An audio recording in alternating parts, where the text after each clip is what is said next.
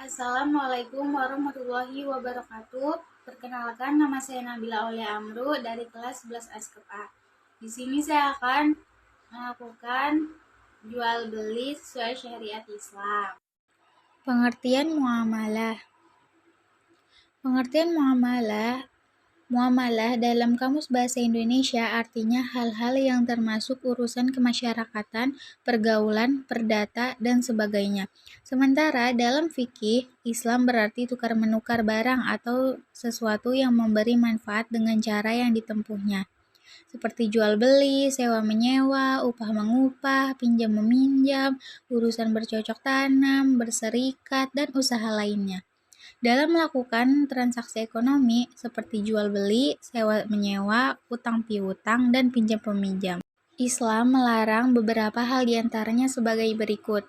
Yang pertama, tidak boleh mempergunakan cara-cara yang batil. Yang kedua, tidak boleh melakukan kegiatan riba. Ketiga, tidak boleh dengan cara-cara zolim atau aniaya. Yang keempat, tidak boleh mempermainkan takaran, timbangan, kualitas, dan kehalalan. B. Macam muamalah.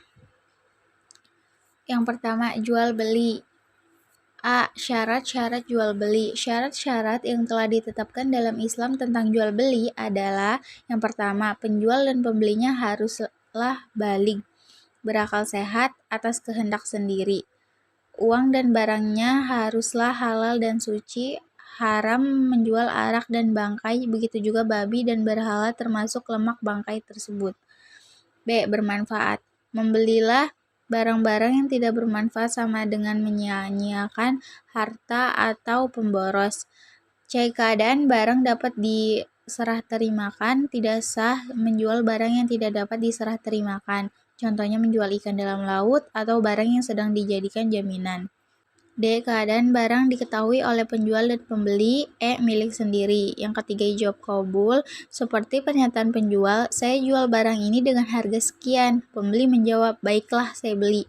Dengan demikian berarti jual beli itu berlangsung suka sama suka. Rasulullah SAW bersabda, sesungguhnya jual beli itu hanya sah jika suka sama suka. Hadis riwayat Ibnu Hibban. B. Khiyar. Pengertian khiyar adalah bebas memutuskan antara meneruskan jual beli atau membatalkannya.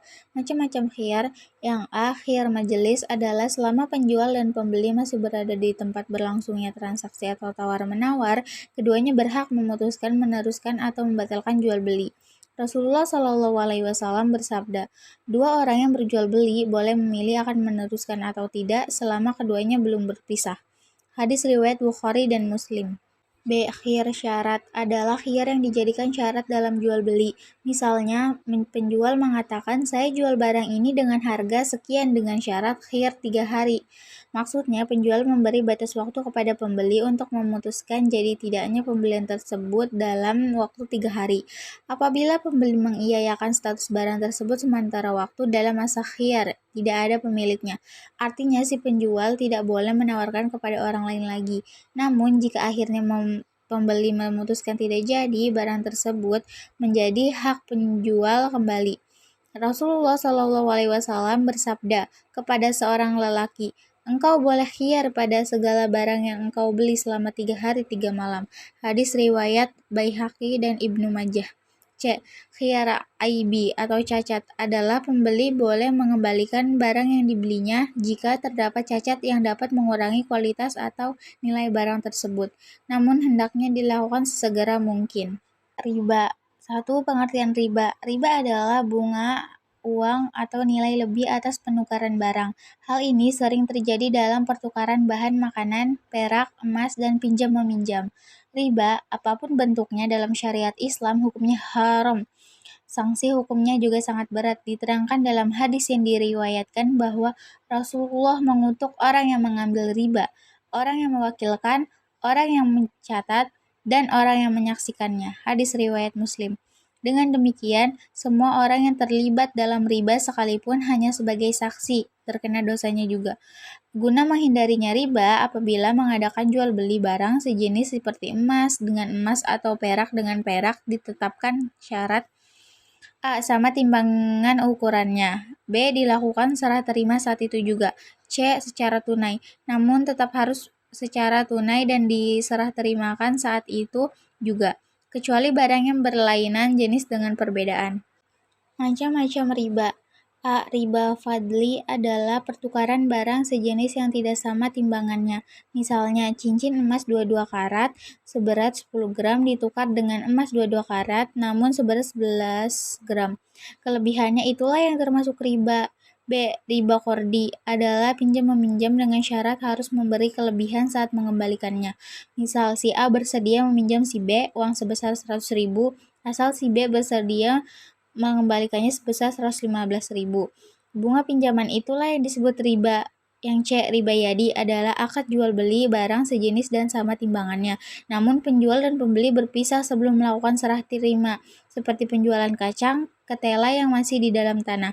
D. Riba nasi'ah adalah akad jual beli dengan penyerahan barang beberapa waktu kemudian. Misalnya membeli buah-buahan yang masih kecil-kecil di pohonnya, kemudian diserahkan setelah besar-besar atau setelah layak dipetik, atau membeli padi di musim kemarau tetapi diserahkan setelah panen.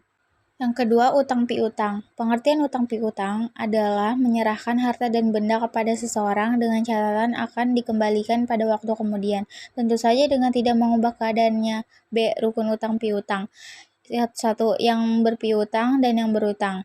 Yang dua, ada harta atau barang. Tiga, lafaz kesepakatan, misal, saya utangkan ini kepadamu. Yang berutang menjawab, ya saya utang dulu beberapa hari lagi, sebutkan dengan jelas, atau jika sudah punya akan saya lunasi. Untuk menghindari keributan belakang hari, Allah Subhanahu wa Ta'ala menyarankan agar kita mencatat dengan baik utang piutang yang kita lakukan.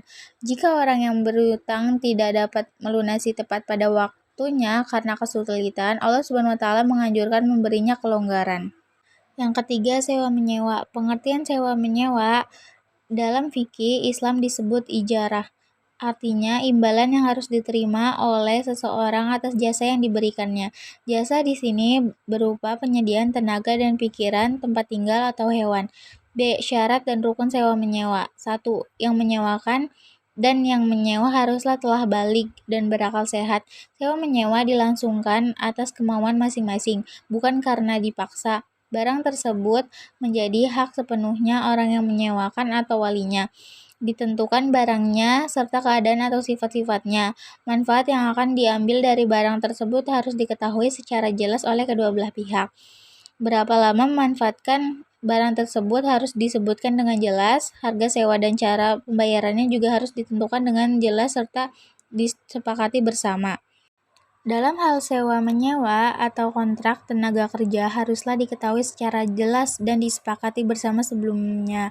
Hal-hal berikut: 1. Jenis pekerjaan dan jam kerjanya. 2. Berapa lama masa kerja. 3. Berapa gaji dan bagaimana sistem pembayarannya, harian, bulanan, mingguan, ataukah borongan. 4. Tunjang-tunjangan seperti transport, kesehatan, dan lain-lain. Syirkah. Secara bahasa, kata syirkah perseroan berarti mencampurkan dua bagian atau lebih sehingga tidak dapat lagi dibedakan antara bagian yang satu dengan bagian yang lainnya. Menurut istilah, syirkah adalah suatu akad yang dilakukan oleh dua pihak atau lebih yang bersepakat untuk melakukan suatu usaha dengan tujuan memperoleh keuntungan. A. Rukun dan syarat syirkah.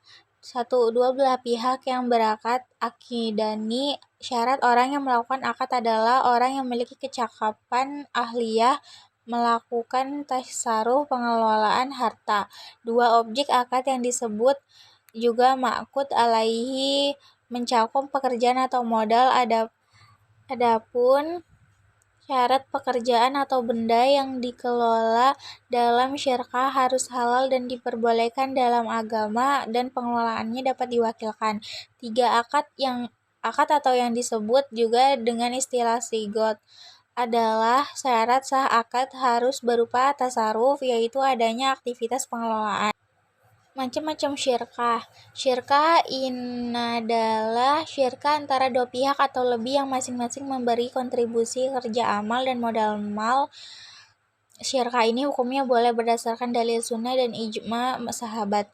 Dua syirkah abadan adalah syirkah antara dua pihak atau lebih yang masing-masing hanya memberikan kontribusi kerja amal tanpa kontribusi modal amal. Kontribusi kerja itu dapat berupa kerja pikiran seperti penulis naskah ataupun kerja fisik seperti tukang batu. Syirkah ini juga disebut syirkah amal. Syirkah wujud adalah kerja sama karena didasarkan pada kedudukan, ketokohan, atau keahlian wujud seseorang di tengah masyarakat.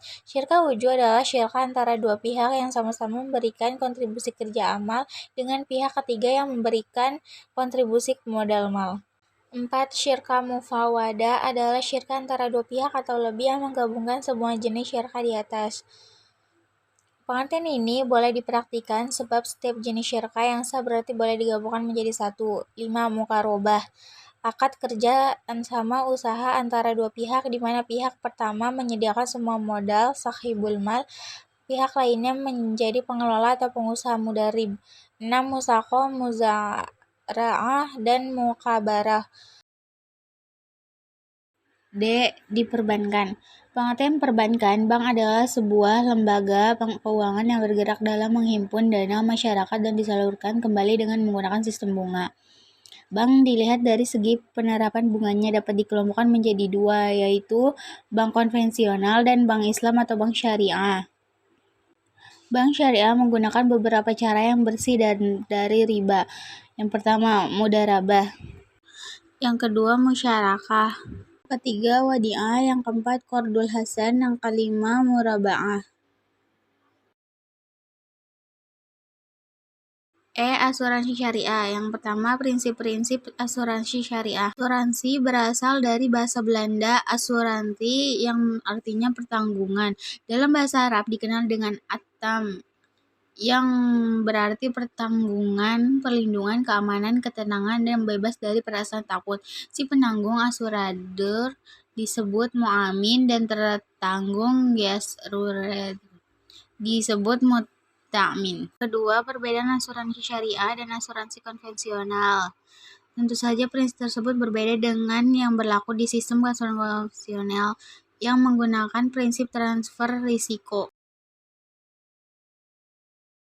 Pertama-tama, siapkan bahannya.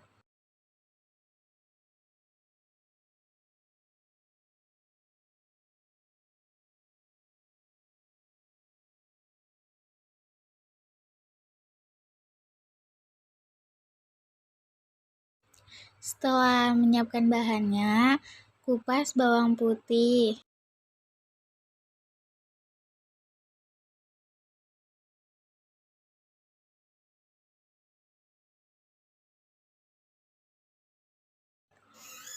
Cuci semua bahannya, bawang merah, bawang putih, cabai, di air yang bersih.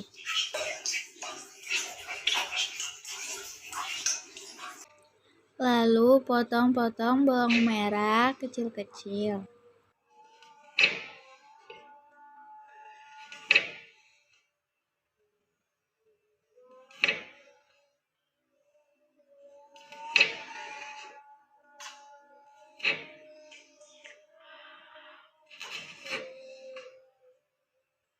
Setelah itu, potong kecil-kecil bawang putih.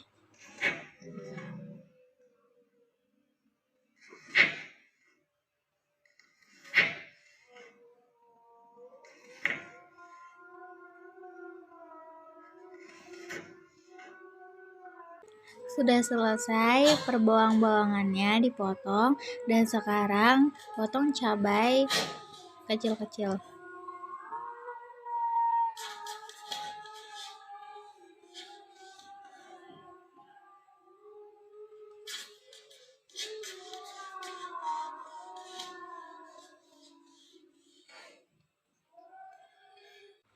Ini sudah dipotong-potong.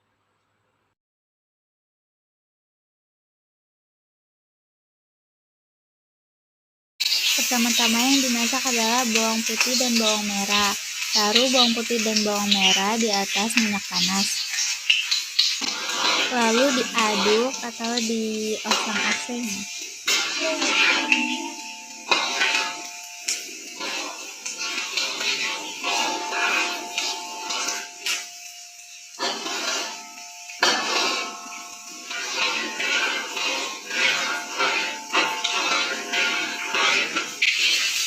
sudah matang bawang merah bawang putih, campurkan telur di atasnya.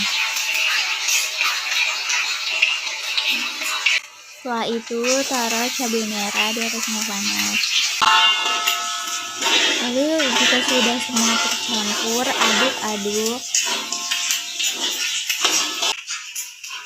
Campurkan nasi kita yang tadi sudah matang.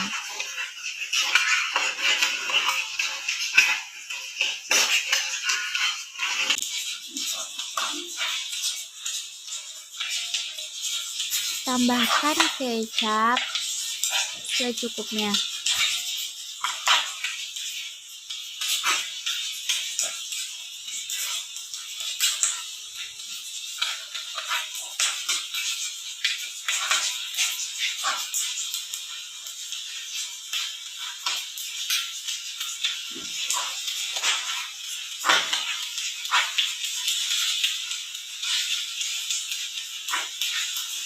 Tambahkan roiko secukupnya.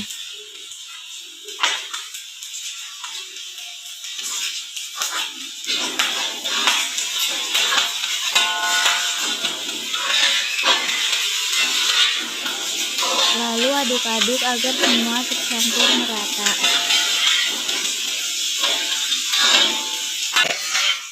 Ini aku.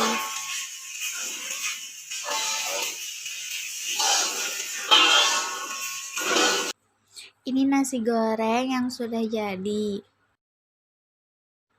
Nasi goreng diletakkan di atas mika.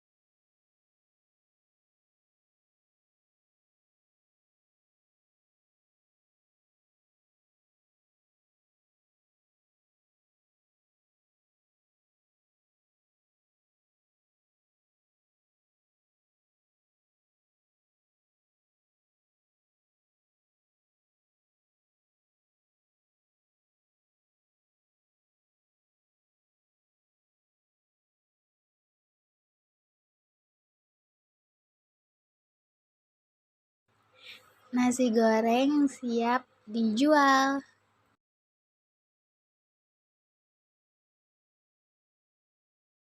Beli apa? Beli nasi goreng. Satu.